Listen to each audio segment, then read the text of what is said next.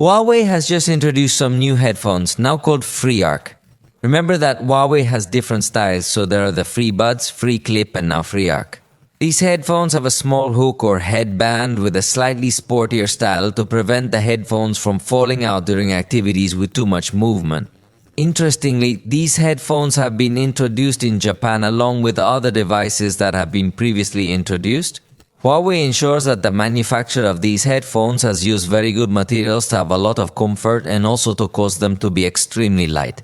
They are available in green, white and black and have a fairly large driver to cause a very good presence of bass frequencies. In fact, it uses a very sophisticated liquid silicone alloy that is generally used in the aerospace industry and in medical applications. So it is not simply a hook that will hang on your ear, but can adapt its shape to have a better grip.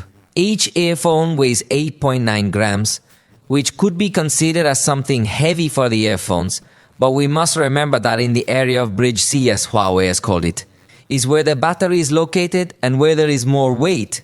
So let's say that it is distributed and would not feel uncomfortable. Regarding the battery, it is said that they would reach up to 28 hours considering the case and have fast charging, so that with 3 men you have 3 hours of playback. They also come with IP54 level of resistance against water and dust.